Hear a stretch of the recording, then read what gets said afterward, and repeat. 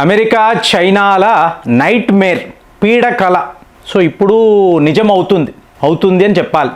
ఎందుకు అంటే మీకు అఫీషియల్గా భారత్ ఈ ప్రపంచంలో 4వ అతిపెద్ద జీడిపి, ద లార్జెస్ట్ జీడిపి. అంటే మనము జపాన్ని ఓవర్టేక్ చేసాం. ఇంతకుముందు మాట్లాడాం కానీ అది అన్అఫీషియల్ అండి. ఇవాళ అఫీషియల్గా చెప్తున్నాం. అంటే మన ముందు అమెరికా, చైనా, జర్మనీ, తరువాత భారత్ 4th పొజిషన్లో ఉన్నాం.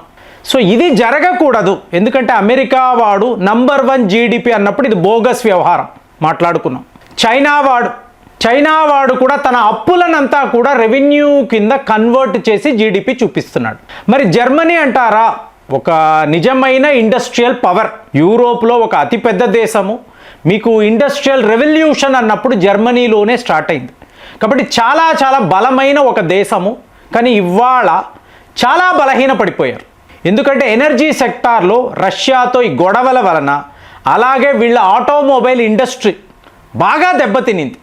దాంతో జర్మనీ వాళ్ళు అసలు సాధించాల్సిన జీడిపిని ఇవాళ సాధించలేకపోతున్నారు. సో ఇప్పుడు భారతే టార్గెట్ అండి. సో భారత్ ఇలా అంచెలంచెలుగా ఎదగకూడదు. ఇప్పుడు వీళ్ళు చెప్తున్న రష్యన్ ఆయిల్స్ ఇదంతా ఉట్టి బూటకం. అసలైన రీజన్ ఏమిటి? మన జీడిపి అనేది అంచెలంచెలుగా ఇప్పుడు 2013 అన్నారు అనుకోండి, 1.8 ట్రిలియన్ అంతే. మరి అదే 2024కు వచ్చారనుకోండి, డబల్ అయింది, 3.91 దాకా. ఏంటి, మీకు 10 ఇయర్స్లో మీ జీడిపి డబల్ అయిపోయింది. ఇప్పుడు ఇవాళ 2025 చూసారు అనుకోండి, 4.18 అని చెప్తున్నాం. చూడండి ఏ స్థాయిలో ఈ గ్రోత్ రేట్ ఉంది.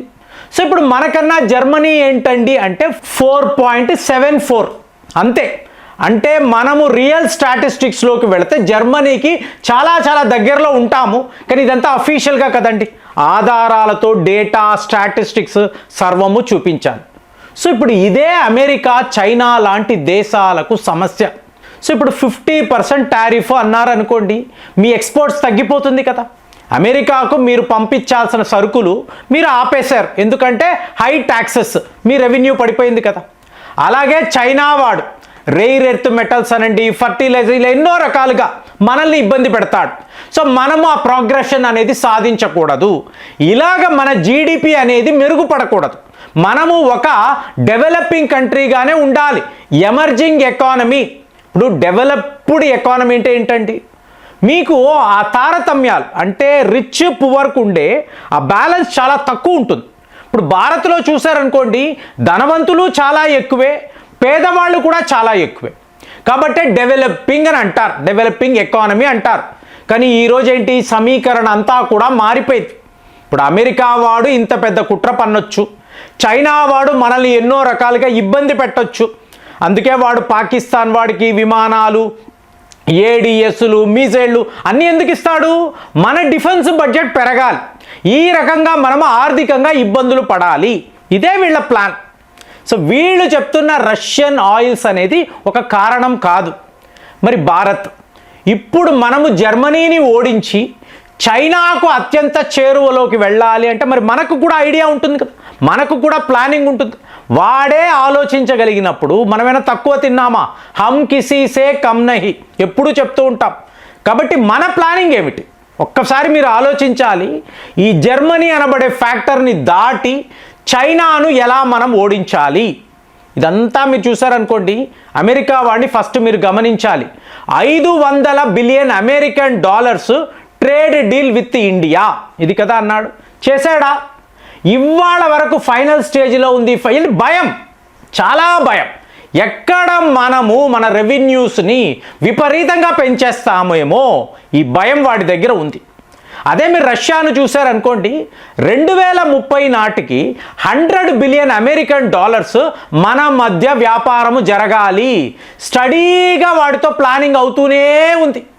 సో ఇప్పుడు మనము మన జీడిపిని పెంచుకోవాలి, అమెరికా వాడిని ఆపాలి, చైనా వాడికి కూడా దెబ్బ కొట్టాలి. ఏం చెయ్యాలి? కానీ ప్రపంచము చూడండి, ప్రపంచం ఎంత తెలివైనది అంటే అమెరికా కాదు, చైనా కాదు, మాకు భారత్తో మంచి సత్సంబంధాలు ఉంటే మేము ఎదుగుతాము. ఆ లెవెల్కి అంటే ఒక గ్లోబల్ పవర్గా మనం ఇవాళ ప్రపంచం ముందు కనిపిస్తున్నాం. ఎలా కనిపిస్తామంటే మనం ఎక్కడో ఉన్నాము, ఒక చిన్న దేశం. ఒక రష్యాతోనూ అమెరికాతోనూ చైనాతో పోల్చుకున్నప్పుడు భారత్ చిన్న దేశమే కదా. ఇప్పుడిప్పుడే 10 ఏళ్ల నుంచే కదా మన జీడిపి, రెవెన్యూస్, ఎక్స్పోర్ట్స్ ఇవన్నీ మాట్లాడుతున్నాం. ఏంటండి మన మీద అంతలాంటి నమ్మకం ఏమిటి అంటే మీరు గమనించాలి.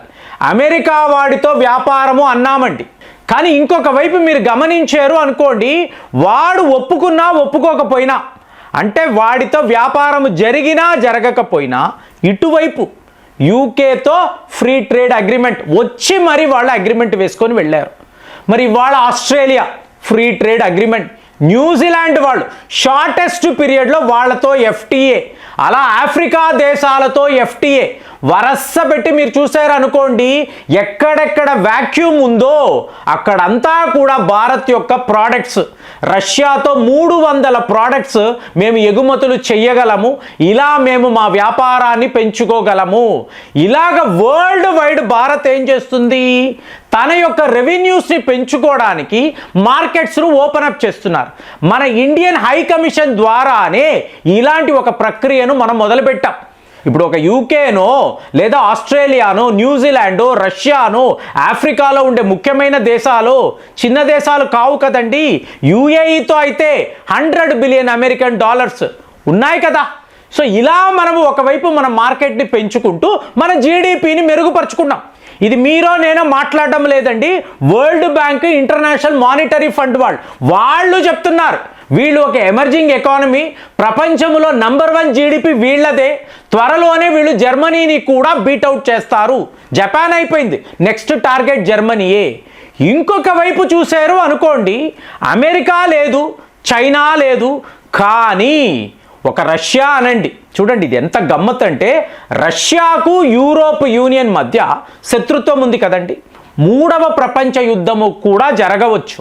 ఈ పరిస్థితిలో రష్యా వాళ్ళు ఏం మాట్లాడుతున్నారు, మీ దేశంలోనే మీరు సుఖాయ్ 57, సుఖాయ్ 75, అవసరమైతే S-400 కూడా తయారు చేసుకోండి. మీ వద్ద ఆ వనరులు ఉన్నాయి, వసతులు ఉన్నాయి, ఫైన్. యూరోప్ యూనియన్ వాళ్ళు కూడా సరిగ్గా ఇలాంటి ప్రపోజలే.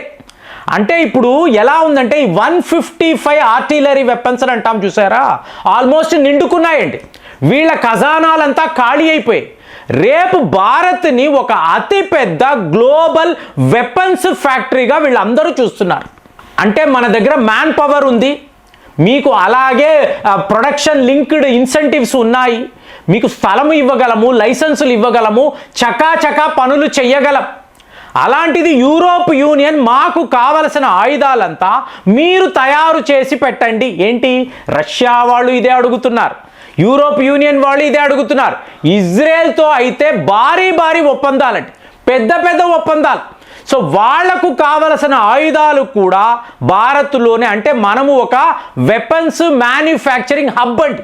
రేపు ప్రపంచంలో రష్యాకు యూరోప్ యూనియన్ మధ్య యుద్ధము, 3వ ప్రపంచ యుద్ధము. రష్యా వాళ్ళు 155 ఆర్టిలరీ వెపన్స్ మన దగ్గరే కొంటారు, యూరోప్ యూనియన్ వాళ్ళు కూడా మన దగ్గరే కొంటారు. అంటే ఇప్పుడు ఈ ఆయిల్స్ అంటాం చూసారా, ఈ ఆయిల్స్ వ్యవహారము ఎలా ఉందో, మీకు యూరోప్ యూనియన్ రష్యా మధ్య శత్రుత్వం అంటే రష్యా వద్ద రష్యన్ ఆయిల్స్ కొని యూరోప్కి అమ్ముతున్నాం.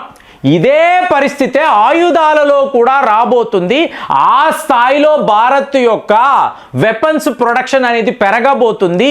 మన థింక్ ట్యాంక్ ఈ విషయంలో ఎంత అగ్రెసివ్గా మనం వెళ్తున్నాం.